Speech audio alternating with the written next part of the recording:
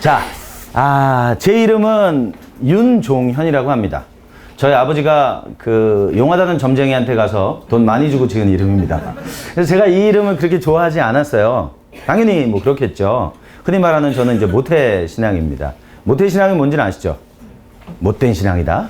또 일부에서는 아무것도 못하는 신앙이다. 근데 제가 그런 사람이었거든요. 그러다가 제가 호주로 유학을 가게 되면서 영어를 처음에 배울 때 중국 친구를 만나게 됐어요. 대만 친구였는데 너 이름을 좀 한번 써봐라.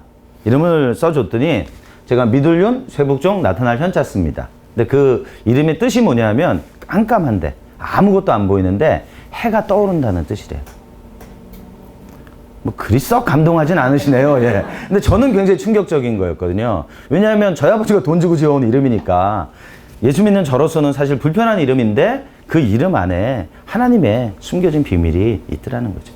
하나님께서 하나님의 영광을 우리에게 비춰주시고 우리는 그 영광을 반사하는 삶을 살게 될 거다. 시편에 그런 말씀 하시죠. 그래서 모든 이름에는 의미가 있습니다.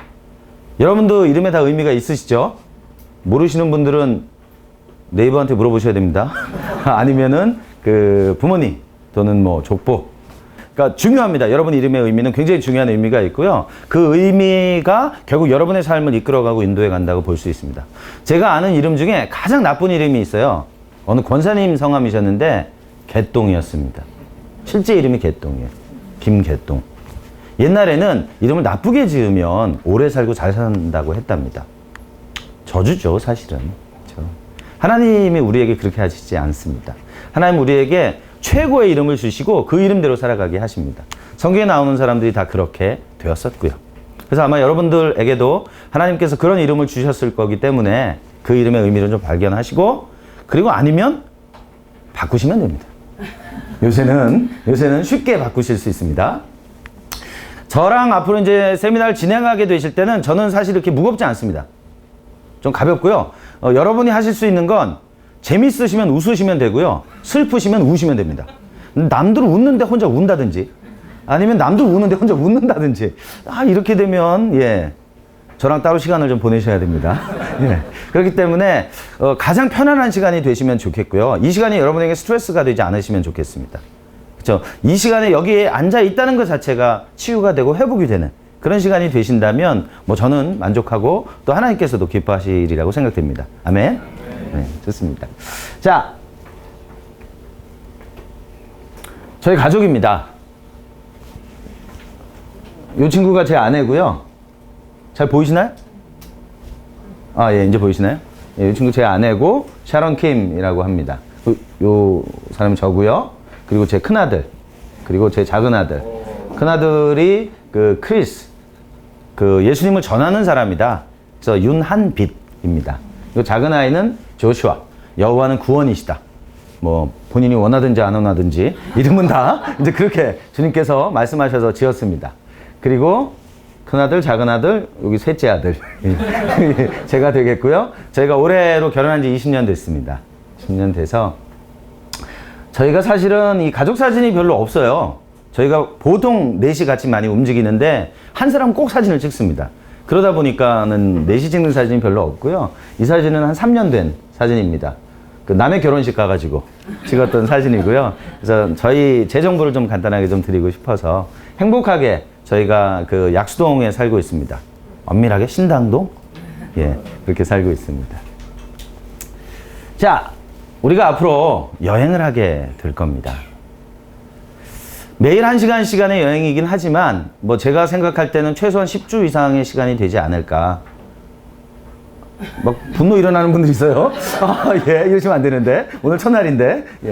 근데 저는 이제 이런 시간들을 여행이라고 생각합니다. 여행이라고 생각하는데 이 여행이라고 하는 것. 원래 여행의 라틴어 의미가 뭔지 아세요? 알고 싶지 않으세요? 라틴어 본래 의미는 자유라는 뜻이에요. 여행은 자유입니다. 그래서 우리가 앞으로 하는 이 여행은 자유로운 것이면서 또 자유를 향해 가는 여행이 될 수 있습니다. 그래서 우리가 여행을 떠나는데 우리의 목적지는 어디냐? 치유와 회복이라고 하는 마을로 여행을 하게 될 겁니다. 그래서 여러분이 여행을 하시면서 몸도 마음도 좀 가볍게 가신다면 아마 여러분이 기대하셨던 것 이상의 시간이 될 수 있지 않은가. 저는 이제 그런 표현을 많이 쓰는데 인생의 터닝 포인트가 되는 시간이 될 수 있다. 그죠? 그럼 내가 지금 가는 건 잘못된 거냐? 그런 의미는 아니죠. 예, 그렇죠? 그러나 분명히 하나님께서 각 사람에게 가지신 하나님의 그 뜻이 있을 거라고 저는 생각합니다. 그래서 우리가 여행을 할 때 두 가지는 좀 버리고 가시고, 쓸데없는 건 좀 버리고 가시고, 그리고 필요한 거는 좀 가지고 가시고, 그렇게 하시면 좋을 것 같아요. 보통 이제 제가 좀 많이 움직이는 편이어가지고 뭘 찍으시는 분들은 저를 좀 별로 안 좋아합니다. 자꾸 움직이게 해가지고 죄송합니다.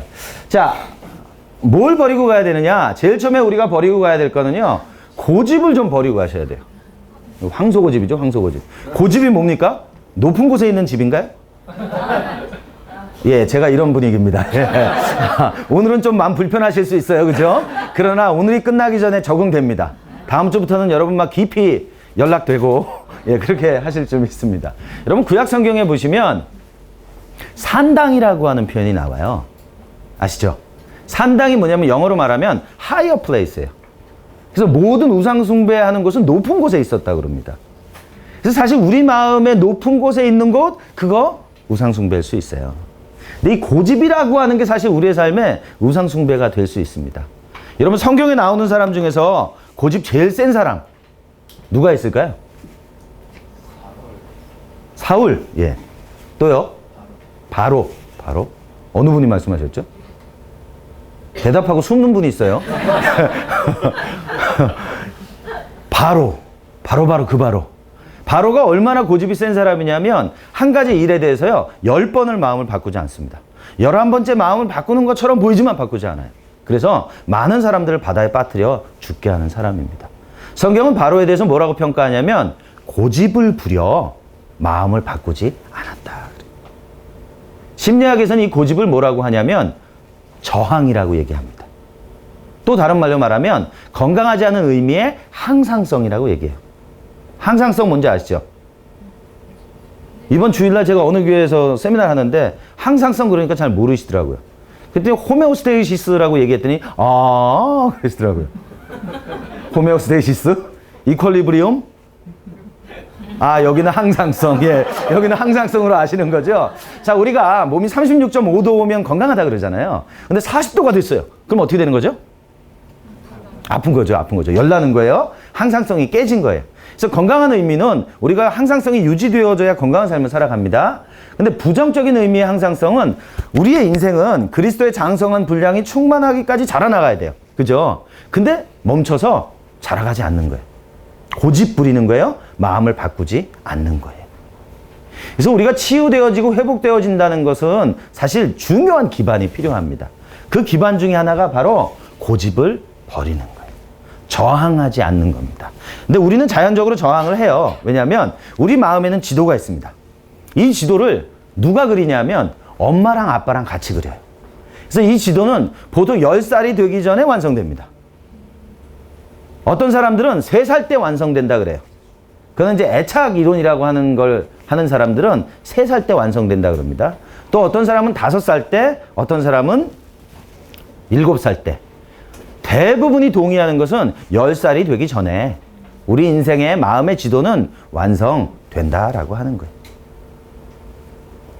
자, 그러면 이 마음의 지도라고 하는 것이 완성되면 우리는 평생 그 지도대로 살게 되어집니다.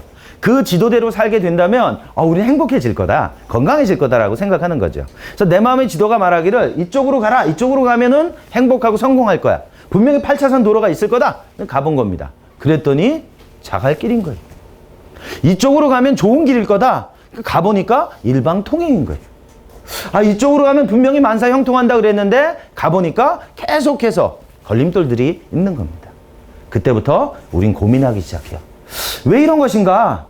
이쪽으로 가면 분명히 성공한다 그랬는데 내 마음의 지도는 그렇게 말하고 있는데 왜 그렇지 못한 거지?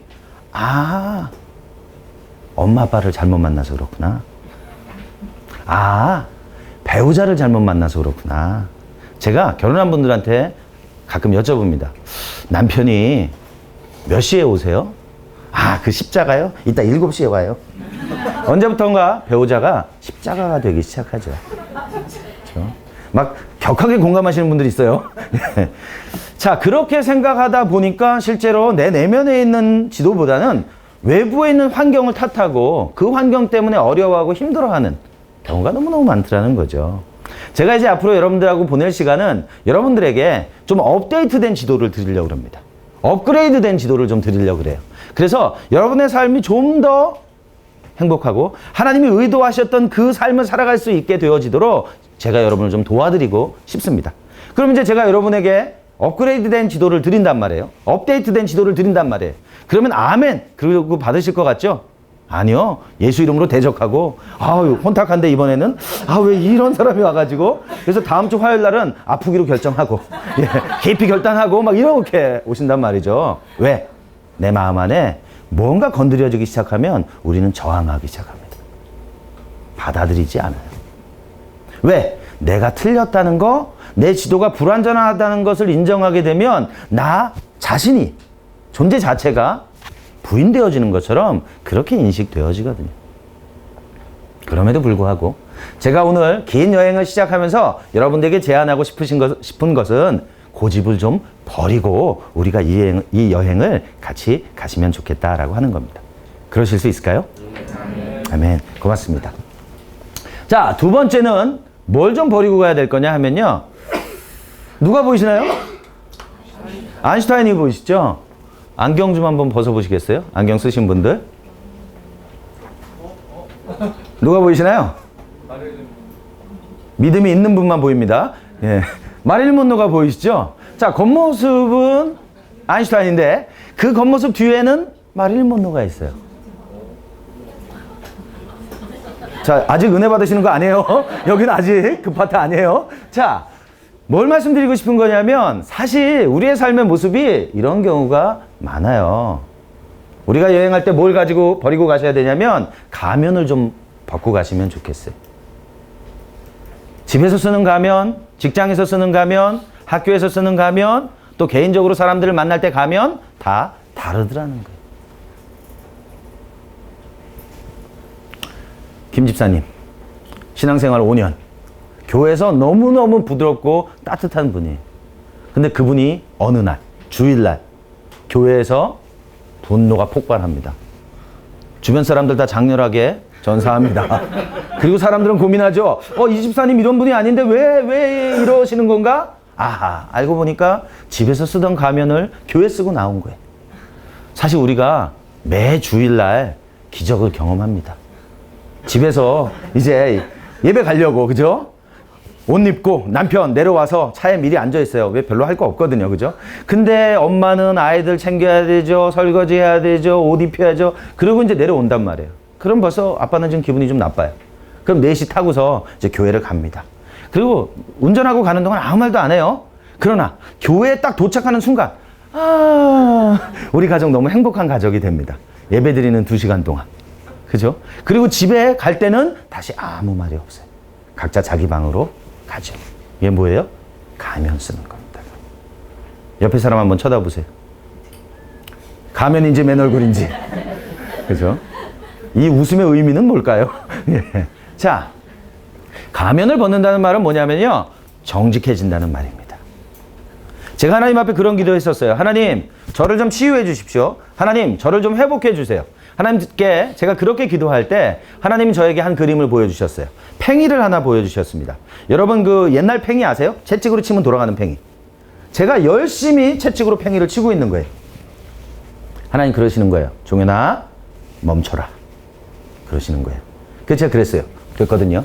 그래서 저는 더 열심히 팽이를 쳤어요. 하나님 계속 저에게 그러세요. 종현아, 너 이거 좀 천천히 돌아가게 해. 멈춰야 돼. 그러시는 거예요. 결국 제가 이 팽이를 멈췄습니다. 깜짝 놀랐어요. 저는 이 팽이의 본래 모습을 한 번도 본 적이 없습니다. 여러 가지 색깔이 칠해져 있고요. 옆에 깨진 데도 있고요. 위에 파인 것도 있어요. 근데 저는 이 팽이의 본래 모습을 보고 싶지가 않았던 거예요. 이 팽이의 모습을 본다는 건 저에게 고통이었던 거예요. 괴로움이었던 거예요. 그래서 바쁘게 열심히 살아갔던 겁니다. 근데 하나님께서 네 삶이 정말 변화를 원한다면, 정말 회복을 원한다면 지금 이 자리에서 멈추라는 거예요. 그리고 너의 삶의 과거와 현재를 다시 보라는 거지. 어떤 시간들을 보냈었는지, 어떤 상처들이 있었는지, 어떤 즐거운 일들이 있었는지 하나하나 점검하라는 거예요. 그 시간에 하나님이 계셨는지, 그 시간에 하나님이 계시지 않았는지. 그리고 제가 멈추기 시작했어요. 제 가면을 벗기 시작했습니다. 그리고 그때부터 제 내면을 돌아보기 시작했어요. 그리고 하나님이 제 삶을 한 걸음 한 걸음 변화의 시간으로 옮겨가기 시작하셨습니다. 자, 그래서 정직해지겠다. 고집 버리겠다. 그러실 수 있을까요? 뭐 아멘을 안 한다고 해서 달라질 건 없어요. 자, 그럼 두 가지 좀 우리가 가지고 가야 될 게 있어요. 뭘 좀 가지고 가야 되겠느냐? 첫 번째, 열린 마음을 좀 가지고 가시면 좋겠습니다. 오픈 하트라 그러죠. 열린 마음. 여러분 복사해 드린 거 있죠? 아직 시작도 안 했어요. 예. 그러니까 걱정하실 거 없어요. 거기 뭐 아직 쓸 것도 없어요. 예. 깊이 고민하시는 분들 있어요. 아, 지금 어디쯤 하고 있는 건가? 예, 아직 시작 안 한 거예요. 지금은 이제 이 토양을 닦는 거예요. 자, 열린 마음을 갖는다는 건 뭐냐면 판단하지 않고요, 비난하지 않고요, 비판하지 않고요, 비교하지 않는 마음을 갖는 겁니다. 제가 상담을 해요. 상담을 하는데 보면 부부들이 옵니다. 제가 부부 상담을 할 때 첫날 꼭 이야기하는 게 있어요. 뭐냐면 비난하기를 멈춰야 됩니다. Stop to blame. 비난하기를 멈추지 못하면 어떤 부부 문제도 해결되지 않습니다. 비난하는데 부부가 행복해졌더라?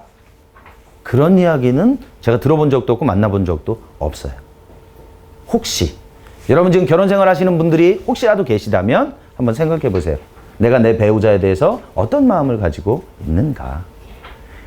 자, 우리가 이 여행을 할 때는 이 열린 마음을 갖는다라고 하는 건 뭐냐면 제가 들어보니까 이 규장에 와서 말씀을 나눴던 분들이 뭐 기라성 같은 분들이 오셨다면서요. 전 세계에서 최고의 분들이 오셨다면서요. 저도 거기 살짝 얹어가려고 이제 그러는 거죠. 예. 자, 그런 말씀을 들었기 때문에 아마 제가 전하는 메시지가 뭐냐 저건?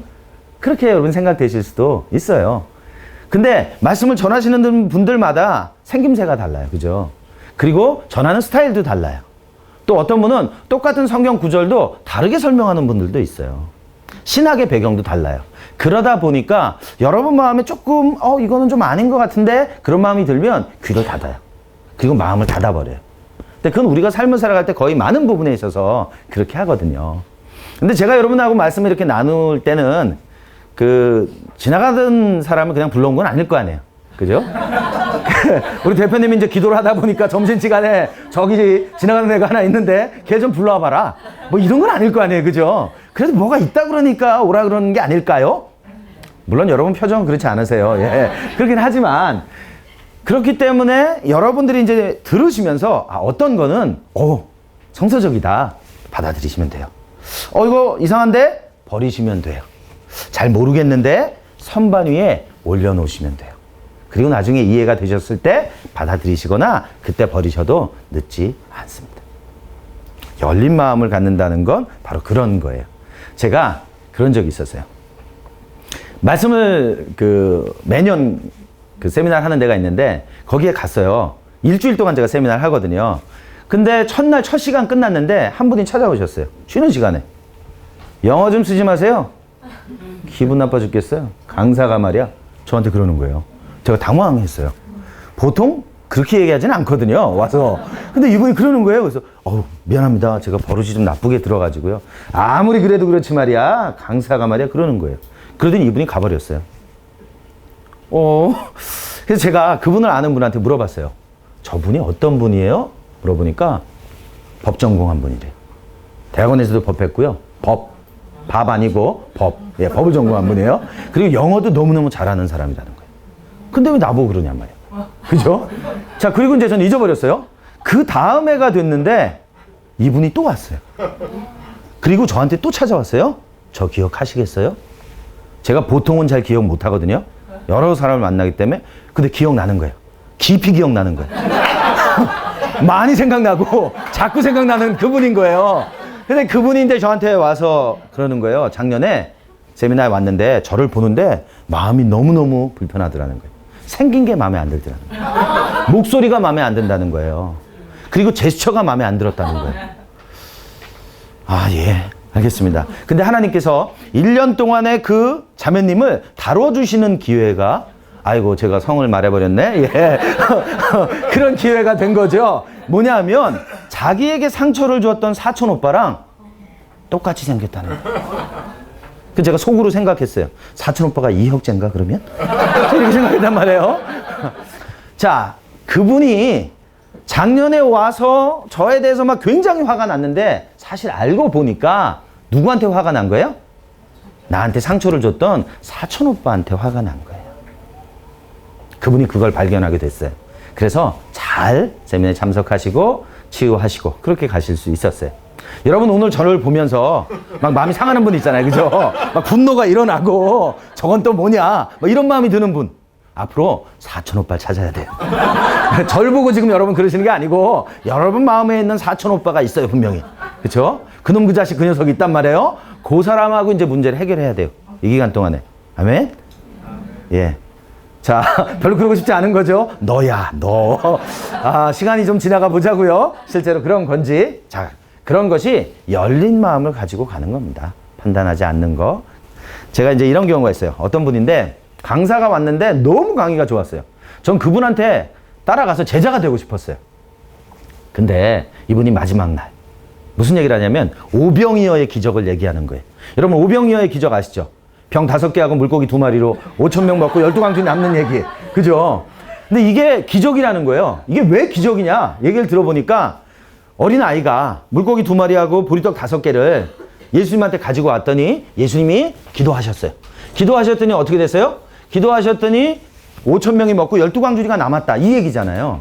근데 이분이 무슨 얘기를 하냐면 이게 기적이다. 왜 기적이냐 하면 그 어린아이 하나가 물고기 2마리 보리떡 5개 예수님한테 드렸더니 그 많은 사람들이 사실은 다 도시락 갖고 왔다는 거예요. 근데 그거 보고 너무 창피해가지고 자기 도시락을 다 꺼내가지고 앞사람, 옆사람, 뒷사람 나눠 먹었다는 거예요. 그랬더니 다 먹고 12광주리 남았다는 거죠. 은혜가 되십니까? 와, 저 완전히 시험 들었어요. 너무 괜찮은 강의라고 생각했는데 그래서 쫓아갔어요. 제가 그 강사를 불러온 사람한테 어떻게 저런 사람을 강사로 불러왔냐 그랬더니 이분이 하는 말, 이 강의를 듣는다는 건 뭐냐면 바나나 껍질을 벗겨내고 바나나 알맹이만 먹는 거야. 생선 가시는 발라내고 생선만 먹으면 되는 거야. 어린아이하고 목욕물을 같이 버리지는 마. 그렇게 얘기를 하더라고요. 근데 저한테는 계시였어요. 아, 그렇구나. 저는 그런 상황이 되면 마음이 다쳐요. 그 사람이 말했던 모든 좋은 것도 다 버려요. 근데 건강한 반응이 아닌 거예요. 받아들일 건 받아들이고 버릴 건 버리고 그렇게 하시면 좋지 않겠는가 생각됩니다. 아멘. 자, 하나 더 뭘 가지고 가면 좋겠냐면요. 적용하겠다는 마음을 가지고 가시면 좋겠어요. 적용은 뭐예요? 레드 드래곤이에요? 아니다. 아니다. 적용은 레드 드래곤이 아니다. 자, 마음 상하는 분 좀 있지만 좀 지나가자고요. 예. 여러분, 우리나라의 이 그 신앙 환경은 굉장히 좋습니다. 굉장히 좋아요. 전 세계에서 설교 잘한다는 사람들의 설교를 매주 우리는 TV 통해서도 볼 수 있어요. 제가 안식년 가가지고요. 힐송 철치에서 1년을 같이 예배를 드렸어요. 참 좋더라고요. 막 이렇게 안개 같은 것도 막 나오고, 막 사이키도 막 돌고, 처음에 막 시험 들었어요. 이게 뭐야? 근데 시간이 지나니까, 은혜가 있더라고요. 자, 근데, 브라이언 휴스턴이라고 하는 목사님이 담임 목사님이에요. 근데 이분이 한 달에 한 번도 설교를 못 해요. 그리고 원체 외부 강사가 많아요. 근데 우리나라에서는 매주 설교를 하더라고요. 그게 뭐냐면 모아갖고 하는 거거든요. 그러니까 이 신앙 환경은 굉장히 좋은 편이에요. 그리고 우리나라는 개교회가 유명하다는 목사님 바로 미국 같은 데서 불러와요. 얼마나 설교 잘하는 분들도 많고 좋은 예배 장소도 많고 예배 장소도 찬양하신 것도 많아요. 근데도 불구하고 사실 우리나라는 불행해요. OECD 국가 중에서 자살률 1위, 노년 자살률 1위, 청소년 자살률 1위. 이상하지 않아요? 우리가 흔히 1,000만 기독교인, 1,300만 기독교인 얘기하는데 세상은 점점 더 암울해요. 왜 이런 것인가? 말씀이 없어서 그런 것인가? 그렇지 않습니다. 말씀이 있음에도 불구하고 그것이 내 삶에 살아 역사하는 말씀이 되지 못한다는 거예요. 그것이 내 삶에 나를 통과해서 생명으로 나타나고 있지 못하다라고 하는 것이죠. 그래서 결국 중요한 건 뭐냐면 아주 작은 것을 들었다 할지라도 그것을 내 삶에 적용하는 거, 그게 제일 중요한 일입니다. 그래서 우리가 이번에 같이 여행하시면서는 내가 한 가지를 듣더라도 이것을 좀 내 삶에 적용해야 되겠다. 내 배우자에게 적용해야 되겠다. 내 교회 또는 직장의 동료에게 적용해야 되겠다. 그런 마음으로 좀 가시면 좋지 않겠나 싶습니다. 그럴 수 있을까요? 여러분 혹시 4812를 아시나요? 4812. 알고 싶지 않으신가요, 여전히? 자, 버지니아 사티어라고 하는 가족치료사가 지금 소천하신 분인데 그분이 그런 얘기를 했어요. 우리가 정서적으로 건강하고 행복한 삶을 살아가려면 적어도 하루에 12번은 안아줘야 된다. 허깅해야 된다는 거예요. 하루에 4번 안아주면 어떻게 되느냐? 죽지 못해 산다는 거예요. 하루에 8번 안아주면 어떻게 되느냐? 그럭저럭 산다는 거예요. 우리가 정서적으로 건강하고 행복하려면 적어도 하루에 12번은 안아줘야 된다. 제가 어디에 가든지 사실은 이 메시지를 전합니다. 제가 올해 1월에 인도에 갔어요. 그래서 인도 분들에게 생명나무 치유를 같이 나누고 기도하는 일들이 있었는데 그 통역하는 분이 있었어요. 선교사님이 계셨는데 이분이 4810을 들은 거예요. 집에 가가지고 아들 이리 와라. 그리고 아들을 격하게 딱 안은 거예요. 야, 너 하루에 적어도 12번은 안아줘야 된대. 12번 안아주면 어떻게 되는 줄 알아? 그랬더니 아들이 뭐라 그런지 아세요? 폭발? 그러더래요. 그래서 예, 10대의 대답은 그럴 수 있어요. 그래서 그렇게 생각하는 경우도 있구나. 저희가 전국에서 생명나무 치유 학교를 하거든요. 그래서 몇 년 전에 창원에서 학교할 때 한 권사님이 그러셨어요. 아유, 내가 딴 거는 복잡해서 잘 모르겠고 내가 이 4812는 내가 하겠다. 그럼 집에 가신 거예요. 집에 가셔가지고 장로님 남편을 딱 끌어안은 거예요. 근데 요즘 어디 가서 뭘 하고 다니는 거야 이거. 경상도 분이거든요. 그러더라는 거예요. 그러나 이 권사님 포기하지 않으시고 계속 안아준 거예요. 어떻게 됐는지 아세요? 한 달이 지났는데 장로님이 권사님 주변을 왔다 갔다 하시라는 거예요. 왜 그럴까요? 안아달라고. 요게 중독성이 있어요. 그래서 세상 없는 무슨 치유의 기술과 뭐 그런 거 몰라도 돼요. 그냥 만져주고 안아주는 것만으로도 내 안에 하나님이 주신 사랑이 흘러나가고 그 사람 안에 있는 고통이 빠져나오고 그렇게 하나님이 우리를 디자인하신 거예요. 어떻게 해야 돼요? 적용해야 된단 말이에요. 적용. 그렇죠? 물론 요 주의사항이 있어요. 형제는 형제끼리, 자매는 자매끼리. 그죠? 예, 그렇게 하셔야 된다는 거. 가족을 제외하고는. 저 김씨끼리 안 되고, 예, 그렇게 이해하셔야 되고, 최소한 10초 꼭 안아주셔야 돼요. 마음과 마음이 만나도록. 물론 일부는 배와 배가 만날 수도 있어요. 뭐 그건 할 수 없어요. 그건 할 수 없어요. 그래서 꼭 안아주셔서 내 안에 하나님의 성령이 역사하실 시간을 좀 드려야 돼. 그렇죠? 때로는 많은 말이 필요하지 않아요. 그렇죠? 또 이런 분이 있죠. 좀 다 할까봐 이러는 분도 있어요. 그렇게 하시진 않으셔도 좋을 것 같습니다. 4812 기억하기 쉬우시죠? 4812 오늘 다 못하신 거 집에 가셔서 여러분 배우자들, 여러분 자녀, 부모님 꼭 안아주신다면 아마 내 안에 있는 하나님이 그분들에게 흘러가고 역사하실 줄 믿습니다. 자,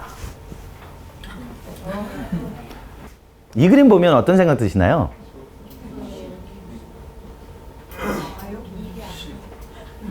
입이 어떻게요? 예. 이 테니스 공을 3개나 물고 있어요. 그렇죠? 입이 아프겠어요. 또요? 욕심이 많은 것처럼 보여요. 예, 좋습니다. 또요? 독특한 대답도 나왔습니다. 예. 자, 충성스러워 보인다. 예, 좋습니다. 또요? 여러분, 예?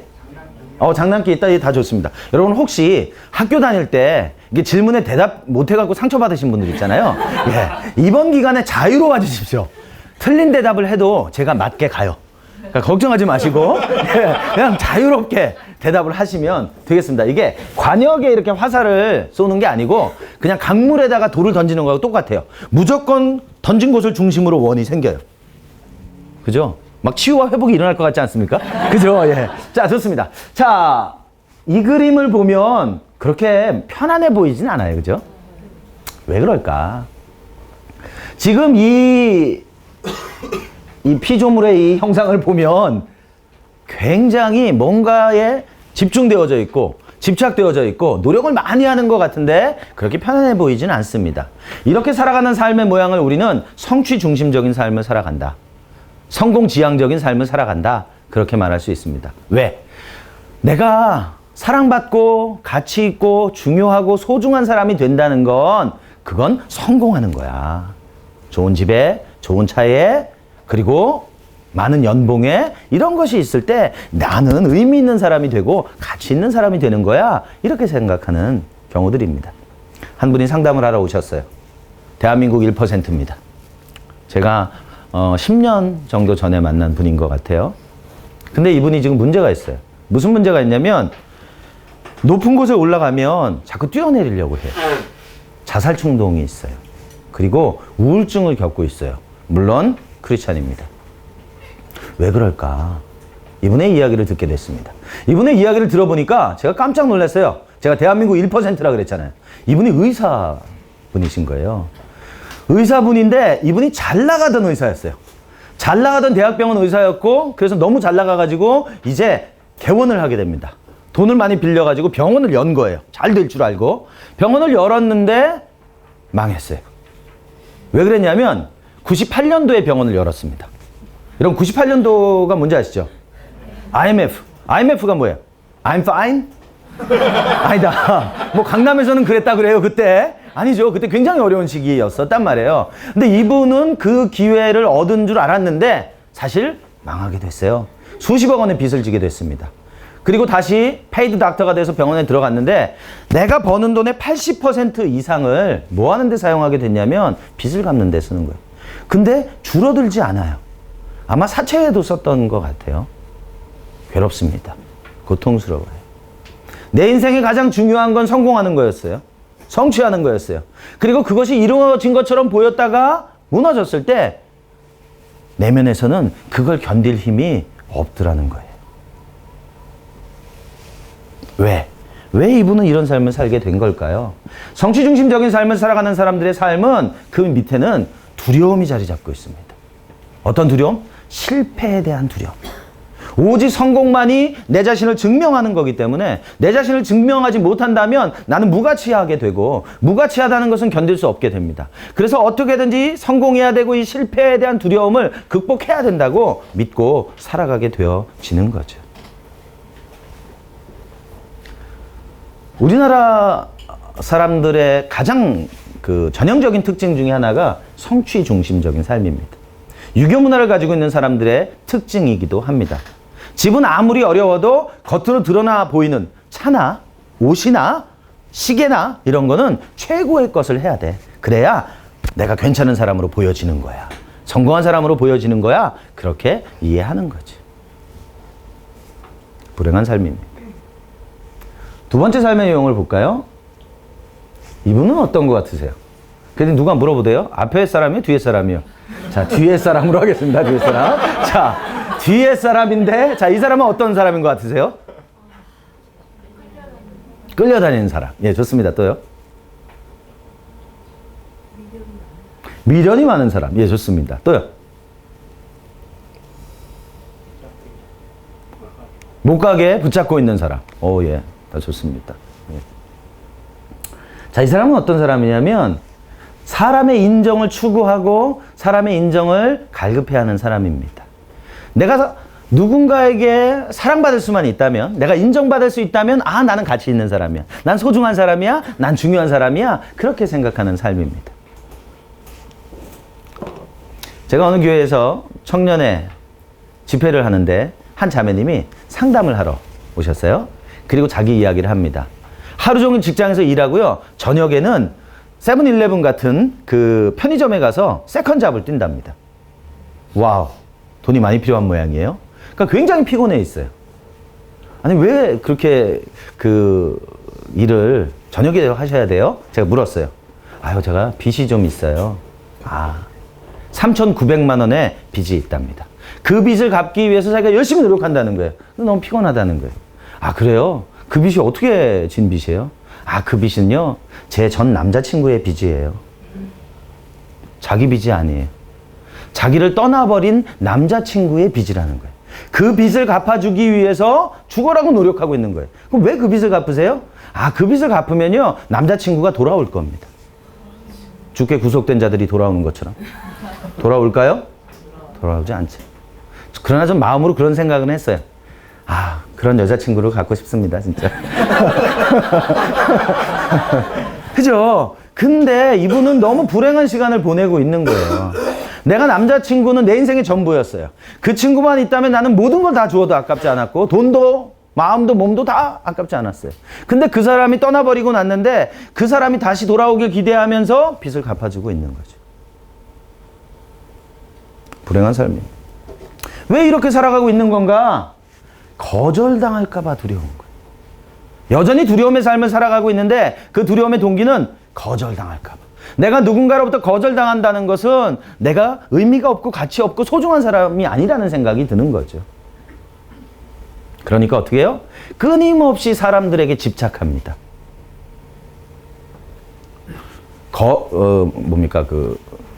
의처증, 의부증 이런 거 들어보셨어요? 예, 사실 그게 뭐냐면 거절에 대한 두려움 때문에 시작되어지는 겁니다. 누군가가 나에게 또는 내가 집착하는 이유는 내가 그 사람을 얻지 못한다면 내 인생의 의미가 없어질 것 같은 거예요. 그렇죠? 나의 정체성이 저 사람에게, 저 형제에게, 저 자매에게 있기 때문에 이런 현상이 발생하게 되는 겁니다. 여전히 불행한 삶을 살게 되는 삶의 모양입니다. 자, 성취와 인정의 삶을 살아가다가 우리가 이것으로부터 실패하게 될 때 우리는 세 번째를 추구하게 됩니다. 세 번째를 추구하는 것은 뭐냐면 쾌락을 추구하게 돼요. 쾌락을 추구하는 이유는 고통을 피하고 싶기 때문에 그렇습니다. 사람들마다 내면에 고통이 있어요. 그죠? 왜? 내가 모든 사람들로부터 인정받거나 내가 원하는 성취를 다 하지는 못하기 때문에. 그럼 내 안에 고통이 일어나기 시작합니다. 고통이 일어나면 우리는 어떻게 해요? 고통을 피하죠. 그런 표현이 있어요. Pain seeks pleasure라는 말이 있어요. 고통은 언제나 쾌락을 찾는다는 겁니다. 쾌락이라고 해서 꼭 무슨 마약 중독이나 이런 중독만을 얘기하는 건 아니에요. 사람들마다 고통을 피하는 방법이 다 있어요. 인생의 옆문으로 뒷문으로 가보면 자기만의 고통을 피하는 방식이 있단 말이에요. 여러분의 자녀들이 컴퓨터에 집중하는 친구들이 있어요. 흔히 게임 중독이라고 말하는 친구들이 있단 말이에요. 그 친구들은 왜 컴퓨터에 집중하고 있는 거냐? 사실은 간단해요. 내면의 고통 때문에 그래요. 고통.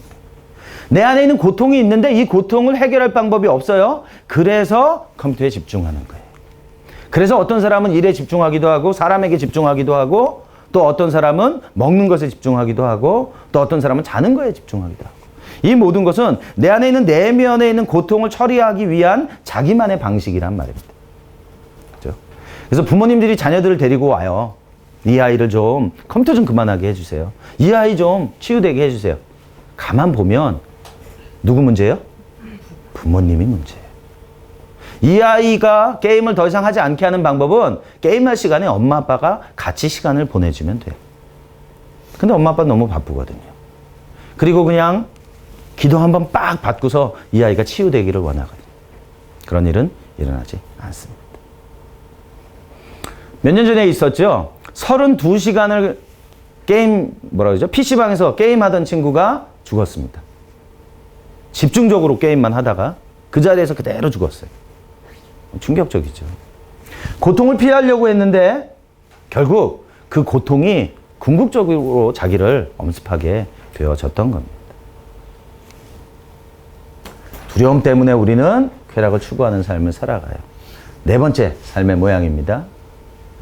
성취와 인정과 쾌락의 삶을 살아가다가 결국 이것이 내 삶에 고통이 되기 시작하고 어려움이 되기 시작할 때 우리는 이것에 대한 책임을 묻습니다.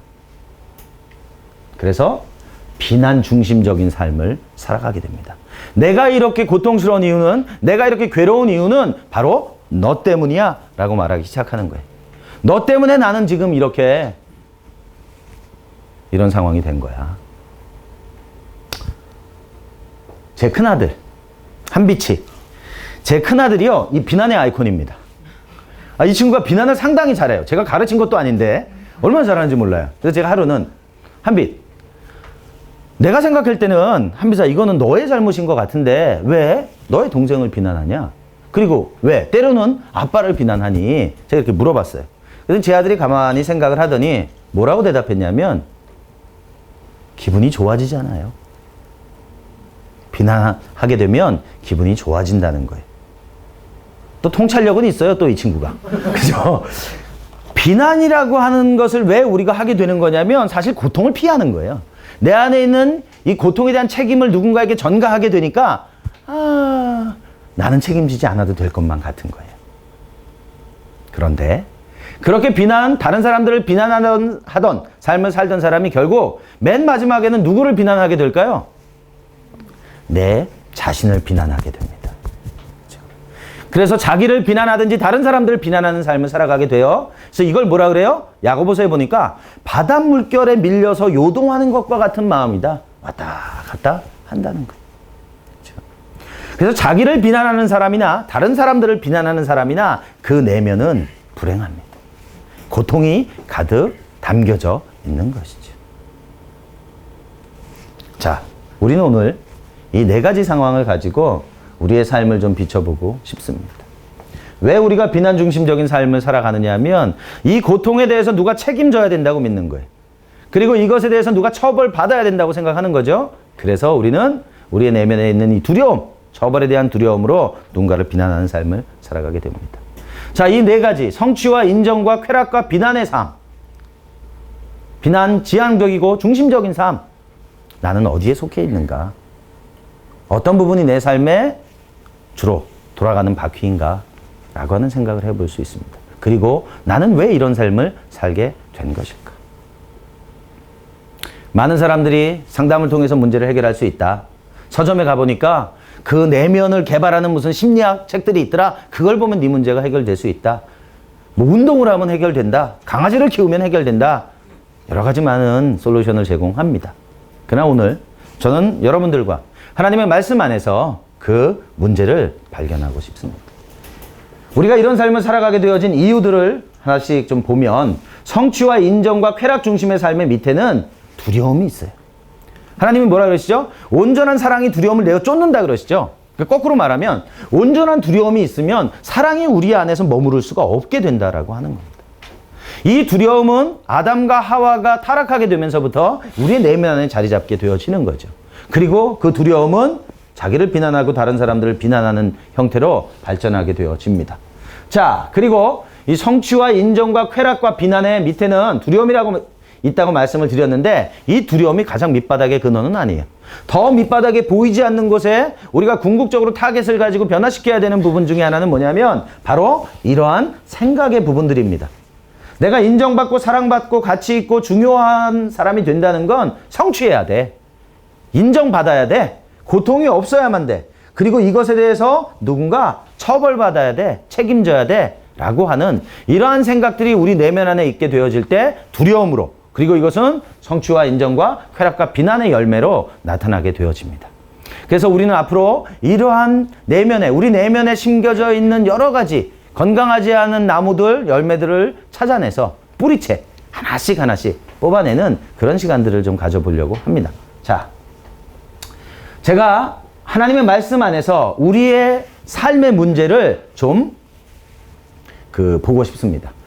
여러분 교재나 아니면 성경을 찾으셔도 좋습니다. 예레미야 2장 13절 말씀입니다. 나는 왜 성취와 인정과 쾌락과 비난의 삶을 살아가게 된 것인가? 보니까 하나님의 말씀 안에서 우리는 해답을 찾을 수가 있어요. 자, 같이 한번 읽어볼까요? 시작. 나의 백성이 두 가지 악을 저질렀다. 하나는 그들의 생수의 근원인 나를 버린 것이고 또 하나는 그들이 전혀 물이 보이지 않는 물이 새는 웅덩이를 파서 그들의 샘으로 삼은 것이다. 아멘. 자, 저는 저의 삶의 문제의 이 네 가지 형태, 성취와 인정과 쾌락과 비난의 문제의 삶의 밑바닥에는 무엇이 있는가? 왜 우리는 그런 삶을 살게 되어졌는가? 라고 하는 것에 대한 해답을 하나님의 말씀 안에서 찾으려고 합니다. 예레미야 2장 13절의 말씀을 통해서 찾으려고 해요. 사실 구약시대든 이 예레미야 시대는 지금 이 시대랑 굉장히 유사했습니다. 가난한 사람은 너무 가난해서 자기 자식을 몰렉이라고 하는 우상에게 팔았어요. 그럼 어떻게 해요? 그거를 불 가운데, 아이를 불 가운데 집어 던졌습니다. 제사를 지냈다는 거예요. 부자는 너무 부자였고 가난한 사람은 너무 가난했고 성적으로, 도덕적으로, 영적으로 다 타락한 시대였습니다. 한마디로 말하면 성취와 인정과 쾌락과 비난의 삶을 살아가는 시대였다라고 말씀드릴 수 있어요. 그 삶의 끝은 어떻게 돼요? 바벨론으로 끌려가서 70년 동안 종살이를 해야 되는 그런 상황 가운데 있습니다. 근데 문제는 이스라엘 사람들이 자신들이 왜 바벨론으로 끌려가서 70년 동안 종살이를 하는가에 대한 이해가 없는 거예요. 자신들의 문제에 대한 진단이 되지 않는 거죠. 그래서 하나님께서 예레미야라고 하는 선지자를 이스라엘에 보내십니다. 예레미야는 눈물의 선지자라고 얘기합니다. 예레미야는 이스라엘의 40년 동안의 선지자였어요. 왜 예레미야가 눈물의 선지자였는지 아세요? 예레미야가 40년 동안 이스라엘을 위해서 예언을 했는데요. 한 번도 이스라엘 사람들이 들은 적이 없어요. 하나님의 사람이었는데, 하나님이 보낸 사람이었는데 이스라엘 사람들은 하나님의 사람으로 인정하지 않았다는 거예요. 눈물이 안 나겠습니까? 그죠? 이스라엘을 위해서 중보기도 하는 것뿐만이 아니라 자신의 삶을 생각해 볼 때도 기가 막힌 삶인 거죠. 그럼에도 불구하고 그는 그의 마음을 지킵니다. 그리고 그 메시지를 끝까지 전하죠. 그리고 수천 년이 지난 지금 우리는 그 메시지를 통해서 하나님의 뜻을 발견하게 됩니다. 우리가 가지고 있는 문제는 그렇게 복잡하고 많지 않다는 거예요. 두 가지가 문제라는 겁니다. 첫 번째, 생명의 근원 되신 하나님을 떠나버렸기 때문에 우리가 성취와 인정과 쾌락과 비난의 삶을 살아가고 있다라고 하는 것입니다. 이 사람들은 선민이었어요. 하나님의 백성이었단 말이죠. 누가 봐도 저 사람들은 하나님의 사람들이야 라고 생각했던 사람들이에요. 근데 하나님께서 정작 이스라엘 백성들을 보시면서는 뭐라고 말씀하세요? 너희가 나를 버렸다는 거예요. 생명의 근원인 나를 버리고 살아가고 있다라고 말씀하신다는 거죠. 그뿐만 아니라 물이 고이지 않는 웅덩이를 스스로 파고서 살아가고 있더라라고 하는 것입니다. 그래서 오늘 우리는 우리의 삶을 이 말씀을 통해서 진단해야 될 필요가 있습니다. 자, 여기 보니까 생명이라는 단어가 나와요. 그죠? 생수라는 말은 생명의 물이라는 말인데 생명의 근원 대신 하나님을 버렸다 그랬단 말이에요. 이 생명이라는 게 뭐냔 말이에요. 생명. 뭐 우리가 그런 거 하죠. 생명 주께 있네. 뭐 그런 얘기 하죠. 생명이 뭐예요? 생명. 오늘 아침에 난 생명이 없는데 생명인가요? 자, 생명이라고 하는 건 뭐냐면 구체적인 관계 안에서 서로 닮아가고 동화되는 능력이다 그랬어요. 이게 무슨 말이에요? 좀 어렵죠? 쉽게 설명할게요. 여기 보니까 스피커가 있어요. 이 스피커가 제가 너무 마음에 들어요. 그래서 오늘 아침에 모임 끝나고 나서 이 스피커를 제가 띄어다가 집에 가져갑니다. 가져가서 제 아내는 말없이 자라 그러고 제가 이 스피커를 끌어안고 자는 거예요. 그리고 아침에 일어나서 사랑한다. 제가 스피커한테 그러는 거예요. 그랬더니 스피커가 뭐라 그래요? 아무 말도 안 하겠죠? 만약에 말을 할 수 있다면 미친놈. 그랬을 거예요. 그죠? 스피커의 생명과 저의 생명은 같지 않습니다. 그렇기 때문에 서로 닮아가거나 서로 배워가거나 서로 성장할 수가 없어요. 생명이라는 것은 같은 생명을 가지고 있는 것끼리만 닮아가고 배워갈 수가 있습니다. 하나님께서 창세기 2장 6절 7절에 흙으로 사람을 만드셨다 그랬어요. 그리고 그 코에 뭐를? 생기를 불어넣으셨다. 이 생기는 뭐예요? 생명의 기운이란 말이에요. 그죠? 하나님의 생명을 인간에게 불어넣으셨더니 사람이 비로소 뭐가 됐다고요? 생명, 살아있는 존재가 됐다. living being, living soul이 됐다. 그렇게 말씀하십니다. 하나님의 생명이 인간에게 불어넣어져야만 사람은 살아있는 존재가 될 수 있다라고 하는 거예요. 그 창세기 1장 26절부터 28절에는 뭐라 그러죠? 우리의 모양과 형상을 쫓아 사람을 만들고 하나님 그렇게 말씀하신단 말이에요. 하나님께서 우리에게 생명을 불어넣으실 때 이 생명은 우리 인생을 살아가는 데 필요한 모든 것을 다 채워주시는 겁니다. 그래서 가장 중요한 거 4가지만 보면 하나님의 생명이 우리 가운데 채워질 때 우리가 뭘 발견하게 됩니까? 신분을 발견하게 돼요. 정체성을 발견하게 됩니다. 내가 누구인가라고 하는 걸 알게 되는 거예요. 우리가 우리의 모양과 형상을 따라 사람을 만들고 하나님께서는 사람을 창조하십니다. 하나님의 생명을 우리에게 부어주실 때 우리는 내가 누구인가를 알게 되는 거예요. 나는 누구인가라고 하는 이 질문. 수없이 많은 사람들이 이 질문을 평생 합니다. 제가 아는 어떤 분은 50대 선교사예요. 근데 이분이 뭐라고 하는지 아세요? 어느 날, 목사님, 저는요, 제가 누군지 잘 모르겠어요.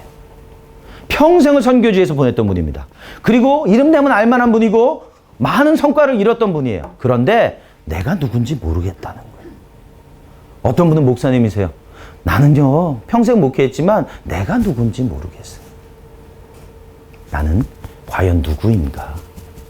이 질문에 대한 대답을 할 수 없다면 우리는 사명에 대한 대답을 할 수가 없게 됩니다. 내가 어디로 가야 될 것이냐라고 하는 것에 대한 대답을 할 수가 없게 돼요. 그럼 그때부터 우리는 성취와 인정과 쾌락과 비난의 삶을 살아갈 수밖에 없게 됩니다. 방향을 잃어버리게 되는 거죠. 신분과 사명. 사실 성경은 심플하게 설명하면 두 가지입니다. 신분과 사명에 대해서 가르치는 것이 성경이에요. 그러면 이 신분과 사명은 무엇을 위해 존재하는가? 우리가 평생을 추구하며 살아가야 되는 가치관, 사랑인 거죠, 사랑. 우리의 삶에 내가 평생에 내 마음 가운데 가득 담아두고 살아가야 할 것은 바로 하나님의 사랑인 것입니다. 그렇죠? 그 사랑의 삶을 살아가는 것이 우리의 삶의 궁극적인 목표와 가치가 되는 거예요. 규장이라고 하는 것이 존재하는 이유와 목적은 뭐냐?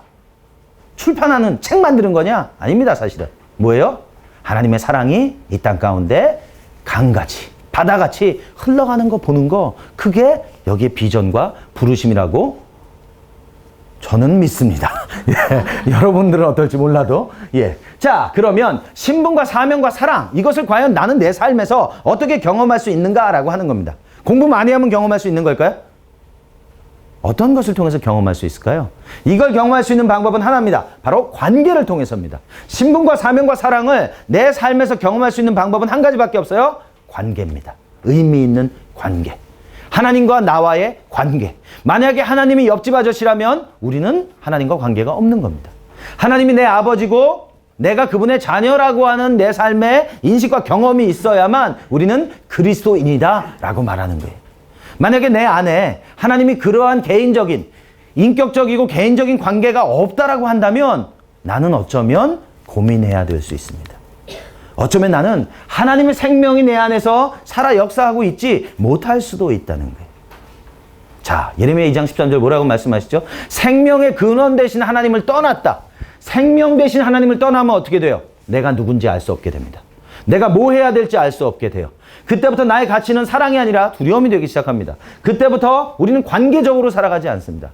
그때부터 나는 성취와 인정과 쾌락과 비난의 삶으로 나를 증명하는 삶을 살아가려고 하게 된다라고 하는 것입니다.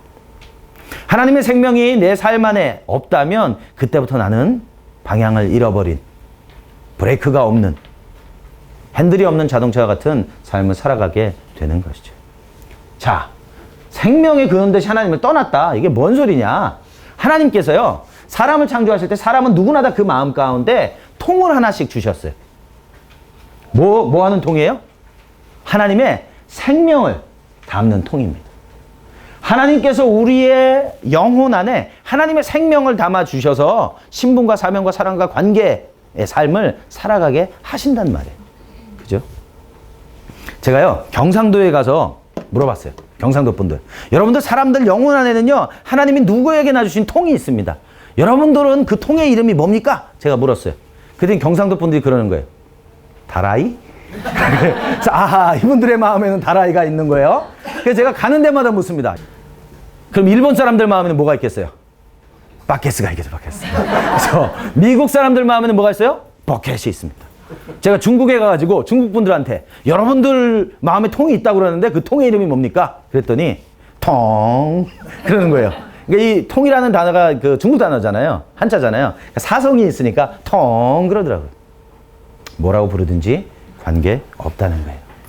어디서 태어났든지 관계 없고요. 하나님께서는 인생으로 태어난 모든 인생의 마음 안에, 영혼 안에 통을 두셔서 하나님의 생명이 그 안에 채워져야만 살아갈 수 있도록 디자인하셨다는 겁니다. 예수님을 믿든지 믿지 않든지 전혀 관계 없다라고 하는 겁니다.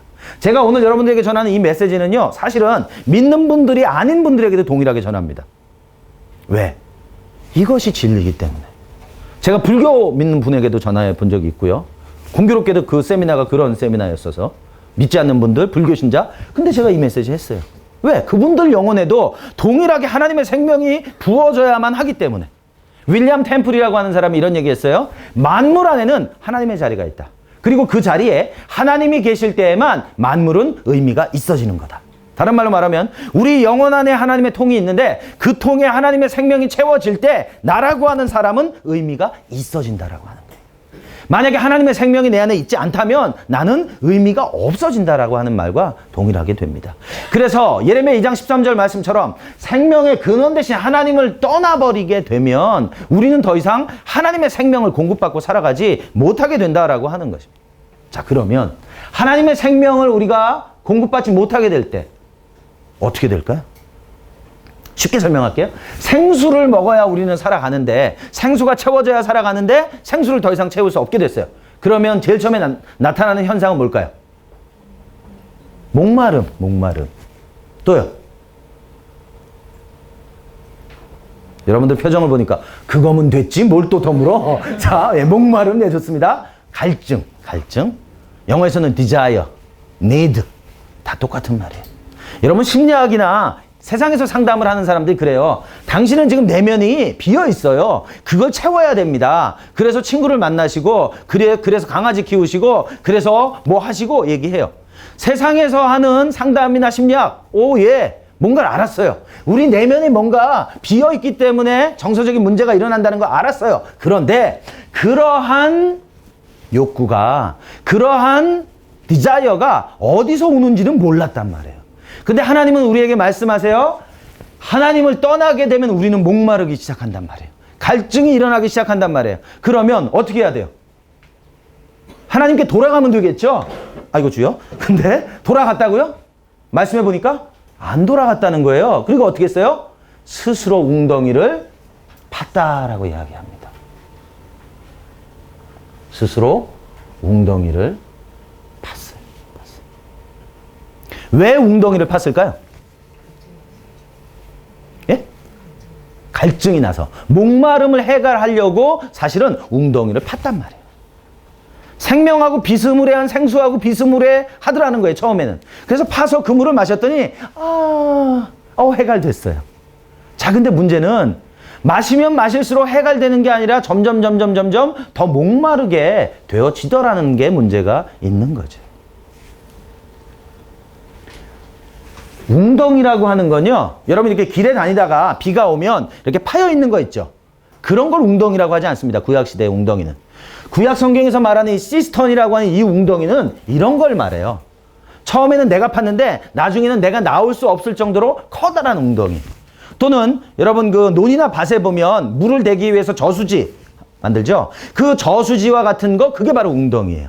그래서 처음에는 내가 물을 마실 수 있는 것처럼 보이지만 나중에는 내가 그곳에 빠져서 헤어나올 수가 없는 상태가 되어지는 것입니다. 그래서 이 웅덩이라고 하는 건 뭐냐면 웅덩이의 정의. 이게 되게 중요한 정의예요. 웅덩이는 감정을 조절하고 고통을 줄이거나 즐거움을 누리기 위한 것에 대한 집착이다 그랬어요. 웅덩이를 내가 파는데 왜 파느냐? 그건 바로 내 내면에 있는 고통을 조절하고 싶은 거예요. 감정을 조절하고 싶은 거예요. 그리고 즐거움을 더 누리고 싶어요. 그리고 고통을 줄이고 싶단 말이에요. 그래서 어떤 것에 대한 집착하는 거, 그것이 바로 웅덩이다라고 하는 것입니다. 우리가 인생의 옆문으로 뒷문으로 가보면 사람들은 누구나 자기만의 웅덩이가 있어요. 아무에게도 말할 수 없지만 내 안에 공허할 때마다 내가 무엇인가 하는 게 있단 말이에요. 자, 질문해 볼까요? 자매님들, 스트레스 받으면 뭐 해요? 먹어요. 만국 공통이에요. 제가 어느 나라 가서 물어보든지 거의 비슷해요. 먹어요. 먹다 지치면 자요. 자고 일어났어요. 자고 일어났는데 이제 먹을 게 없어요. 그럼 어떻게 해요? 쇼핑하러 또 가요. 형제님들, 스트레스 받으면 뭐 하나요? 또 말씀과 기도 뭐 이러시면 예, 그러면 좋지만 일반적인 많은 경우는 뭐예요? 술, 담배, 그렇죠? 요새 같은 경우는 뭐 컴퓨터 게임 이런 거에 집중하게 되죠. 근데 그게 웅덩이에요. 40대, 50대 자매님들 드라마. 또 요새는 한국 드라마 또 너무 잘 만들어요, 그죠? 너무 잘 만들어가지고 심지어 드라마 할 때 전화하면 막 짜증내고 막 그래요. 전화했다고. 그게 웅덩이가 될 수 있어요. 어떤 분이 목회 30년 하신 분이에요. 근데 이분의 웅덩이가 있어요. 이분의 웅덩이는 뭐냐면 고통이 있을 때마다 교회에서 조금 멀리 떨어진 만화가게를 가요. 그래서 만화가게에서 밤새 만화를 읽으신대요. 그러면 이제 기분이 좋아지는 거예요. 근데 요새는 안 가신대요. 전 치유가 된 줄 알았어요. 컴퓨터로 보신대요. 해결이 되지 않았어요. 그렇죠? 웅덩이를 파고 있는데 감정을 조절하고 고통을 줄이고 즐거움을 누리려고 내가 집착하고 있는데 근데 이것은 결국 생명이 아니고 웅덩이라는 거예요. 자, 웅덩이라는 단어. 웅덩이란 단어를 가지고 제가 이 웅덩이의 내용을 좀 적어봤어요. 원래 영어에서는 시스턴이라는 단어를 쓰는데 일, 아까 성취라 그랬죠. 일이라고 하는 것이 우리의 웅덩이가 될 수 있다는 겁니다. 우리 삶의 경험들, 성적인 거, 극적인 경험을 추구하는 사람들 있죠. 익스트림 스포츠라 그러나요? 그런 거 추구하는 사람들, 사실 그것도 웅덩이가 될 수 있어요. 물론 그게 다 잘못된 건 아닙니다. 그렇죠? 돌이킬 수 없을 때, 멈출 수 없을 때 문제가 되는 거죠. 자, 그 다음 뭐예요? 물질, 술, 담배, 마약, 사람들, 인정, 중독적인 거, 그리고 이벤트, 스릴 추구하는 거, 럼, 술, 그리고 지식. 자, 이 모든 것들이 우리의 삶의 웅덩이가 될 수 있습니다. 어떤 사람들은 과도하게 운동하는 거, 웅덩이 될 수 있어요. 또 어떤 사람들은요, 교회 사역에 집중하는 거. 하나님과 관계없이 교회가 사는 거. 그래서 교회의 모든 일들을 다 열심히 해요. 그러니까 교회에서 목사님들 좋아하시고 성도님들도 다 좋아해요. 그러나 하나님과 전혀 관계 없을 수도 있다라고 하는 겁니다. 그래서 결국 내가 지금 무엇인가를 하고 있는데 그 하고 있는 것은 과연 동기가 무엇인가? 하나님의 생명으로부터 오는 것인가? 아니면 웅덩이인가? 라고 하는 고민이 우리 안에 필요한 것입니다. 자, 예레미야 2장 13절에서 말하는 우리의 상태는 어떤 거냐면 생명을 떠나게 되니까 목마르기 시작해요. 목마르니까 결국 뭐예요? 내 안에 욕구가 있는데 지적이고 정서적이고 성적이고 영적인 욕구가 있는데 채워지질 않는 거예요. 그러니까 어떻게 해요? 죽을 것 같아. 죽을 것 같으니까 무서워요. 두려워요. 그래서 어떻게 합니까? 웅덩이를 파기 시작한다는 거예요. 성취와 인정과 쾌락과 비난과 웅덩이를 파기 시작하는 거죠. 집착하기 시작하는 거예요. 그리고 그것을 통해서 내 안에 있는 고통을 해결해 보려고 하는 그런 상태가 되어지는 것입니다. 자, 그래서 여러분들 이날 아침에 나는 과연 내 삶에 어떤 삶의 모양을 가지고 살아가고 예레미야 2장 13절의 말씀을 비추어 볼 때 과연 나는 어떤 웅덩이를 파고 살아가고 있는가? 생명의 근원 되신 하나님과 연결되어져 있는가? 아니면 하나님을 떠나서 날마다 나도 모르게 그리고 아무에게도 말할 수 없지만 스스로 웅덩이를 파고 살아가고 있는가? 라고 하는 고민이 필요할 때입니다. 그리고 또 나는 왜 그런 웅덩이를 파게 되어졌을까? 우리가 하나님을 버리게 된 생명의 근원 되신 하나님을 버리게 된 이유는 사실 창세기를 보면 알 수 있습니다. 창세기 1장에 보시면 1, 2, 3장에 보시면 아담과 하와 이야기가 나오게 되죠. 근데 아담과 하와가 타락하는 사건이 나옵니다. 근데 아담과 하와가 타락했던 사건은 전쟁이 일어나서 그런 게 아니었어요. 그죠? 갑자기 누군가가 교통사고로 나를 치었기 때문에 타락하게 된 게 아니었다는 겁니다. 아담과 하와가 타락하게 되어졌던 이유는 사실 굉장히 간단했어요. 뱀의 형상이었던 사단의 거짓말에 속았기 때문입니다. 이게 무슨 말이에요? 야, 하나님께서 정말 동산 중앙에 있는 실과 먹지 말라 그러셨냐? 너 그거 먹으면 하나님처럼 될까 봐 그런 거야. 아, 그래? 정말 그런가? 아담과 하와는요, 지금까지 에덴 동산에 살면서 선악을 알게 하는 실과를 수없이 많이 지나다녔어요. 어쩌면 거기 올라갔다 내려왔다 막 이랬을 수도 있어요. 근데 한 번도 선악과가 자기 인생에 문제가 된 적이 없어요. 그런데 사단으로부터 들었던 그 말 한마디가 너 그거 먹으면 하나님처럼 된다는 말 듣고 나서 선악과를 딱 보니까 보암직도 하고 먹음직도 하고 지혜롭게 할 만하다고 생각하게 됐어요. 인간의 타락은 영적인 타락이면서 생각의 타락이 되었던 것입니다. 자, 아담과 하와는 하나님이 창조하실 때 하나님의 형상으로 창조되어졌다 그랬죠. 하나님의 형상이라는 말은 뭐예요? 하나님의 이미지라는 말이에요. 이미지라는 말은 뭐냐면 이미 아담과 하와는 하나님 같은 사람들이었다는 거예요. 무엇인가 더해져야만 되는 사람이 아니었어요. 선악과의 열매를 먹어야만 내가 더 사람다워지는 게 아니었단 말이에요. 성취나 인정이나 쾌락이나 비난이 내 삶에 가득해야만 내가 더 의미 있는 사람이 되는 게 아니었다라고 하는 겁니다. 사람은 하나님과 함께 살아가는 것만으로도 사람다워지는 거였어요. 근데 사단의 거짓말에 속았던 거죠. 그리고 그 거짓말로 인해서 아담과 하와는 인류 역사에 가장 큰 고통을 경험하고 그것을 유전하게 되어지는 것입니다. 자, 그러면 사단의 전략은 과연 어떤 걸까요? 사단의 전략은 오늘 우리에게도 동일합니다.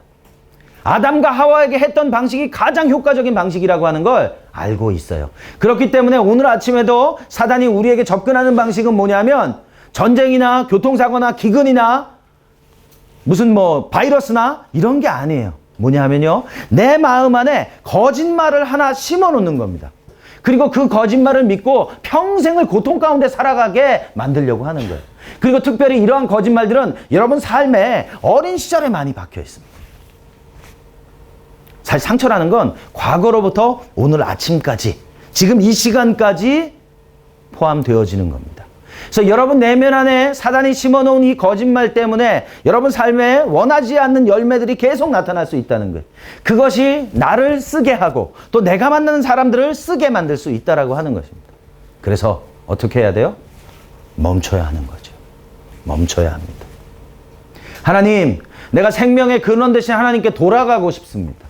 하나님, 내 삶의 웅덩이를 메우고 싶습니다. 하나님, 이제 내가 다시 그러한 것들을 추구하는 것 아니라 하나님의 생명이 내 영혼 깊은 곳 가운데 매일매일 내 삶에 살아 역사하시기를 원합니다. 라고 하는 기도가 필요한 거죠. 그래서 하나님께서 예수님을 이 땅 가운데 보내주시면서 그분의 이름을 뭐라고 하셨어요?